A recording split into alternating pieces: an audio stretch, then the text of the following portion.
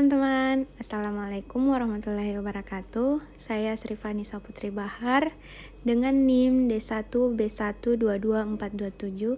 Saya salah satu mahasiswa dari Universitas Megarizky Makassar, di mana jurusan yang saya ambil sesuai dengan program yang saya buat ini yaitu S1 Farmasi. Di mana di sini saya akan menjelaskan apa sih itu farmasi, bagaimana sih peluang kerja farmasi, dan bagaimana farmasi di masa yang akan datang. Pertama-tama, sebelum saya menjelaskan dan kalian melihat video saya ini, terima kasih untuk teman-teman sudah like video saya karena itu sangat penting bagi kami. Makasih teman-teman, mari kita menonton bersama. Farmasi, apa itu farmasi? Farmasi adalah farmasi sesungguhnya adalah salah satu cabang dari ilmu kesehatan, namun berfokus pada dasar seluk-beluk mengenai obat-obatan seperti identifikasi, seleksi, preservasi, kombinasi, aksi farmakologi, serta analisis dan standarisasi bahan-bahan obat. Dan bisa kalian lihat di samping saya ini yaitu farmasi di masa mendatang. Seorang farmasi kelak akan dihadapkan dengan pekerjaan yang membutuhkan ketekunan, ketelitian, dan kesabaran. Itulah mengapa karakter-karakter seperti inilah yang harus dimiliki oleh seorang farmasis. Farmasi adalah ilmu yang mempelajari tentang cara membuat, mencampur, meracik, dan memformulasi, mengidentifikasi, mengkombinasi, dan menganalisis, serta menstandarkan obat dan pengobatan, juga sifat-sifat obat beserta pendistribusian dan penggunaannya secara aman. Di sini juga ada beberapa bidang dalam kefarmasian. Pertama, bidang industri. Kedua, bidang klinis atau rumah sakit. Ketiga, bidang pemerintah. Dan keempat, bidang pengawasan obat dan makanan. Dan yang kelima yaitu komunitas dan akademik. Di sini dijelaskan apa itu obat. Obat adalah suatu zat yang digunakan untuk diagnosis, mengurangi rasa sakit, serta mengobati atau mencegah penyakit pada manusia atau hewan. Obat juga memberikan manfaat yang luar biasa bagi kehidupan manusia. Di sini obat itu sebagai suatu bahan atau bahan yang dimudahkan untuk dipergunakan dalam menetapkan diagnosa, mencegah segala penyakit, luka, atau kelainan badan dan rohani pada manusia atau hewan, termasuk memperoleh tubuh bagi manusia.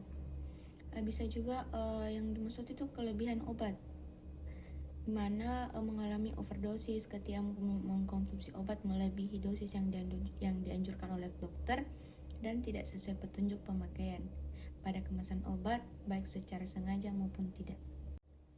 Di sini saya akan menjelaskan apa itu peran pelayanan dalam kefarmasian. Peran pelayanan dalam kefarmasian itu suatu pelayanan yang langsung bertanggung jawab kepada pasien yang sakit atau keluarganya yang berkaitan dengan sediaan farmasi untuk mencapai hasil yang pasti demi meningkatkan mutu kehidupan pasien. Pelayanan kefarmasian merupakan kegiatan terpadu dengan tujuan untuk mengidentifikasi, mencegah dengan tujuan untuk mengidentifikasi, menyelesaikan masalah obat dan masalah yang berhubungan dengan kesehatan. Tuntutan pasien dan masyarakat akan peningkatan mutu pelayanan kefarmasian mengharuskan adanya perluasan paradigma lama yang berorientasi kepada pasien, yang menjadikan paradigma baru yang berorientasi kepada pasien dengan filosofi pelayanan. Dan apa saja kemajuan farmasi di masa yang akan datang? Di sini kemajuan ilmu farmasi itu semakin dibutuhkan dan dinilai sebagai hal yang sangat penting untuk kesehatan masyarakat di masa mendatang.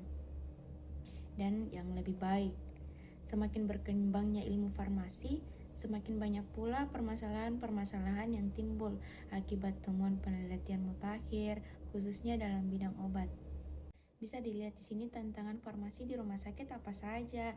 Pertama, mampu melakukan pengadaan obat dan alat kesehatan sesuai dengan kebutuhan rumah sakit yang tersedia. Kedua, mampu melaksanakan good inventory praktik.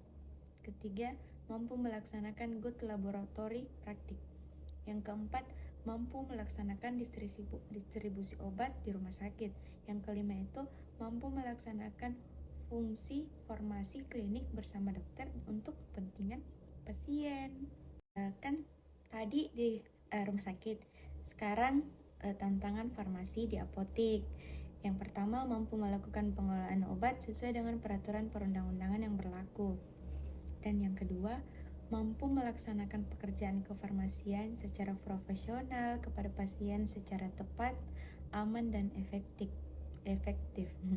Ketiga yaitu mampu melaksanakan fungsi pelayanan, konsultasi, informasi, dan edukasi tentang obat kepada pasien dan alat kesehatan kepada pasien. Yang keempat yaitu melakukan pencatatan atau pelaporan dan bisa juga disebut pengeluaran obat yang sesuai dengan peraturan perundang-undangan yang berlaku.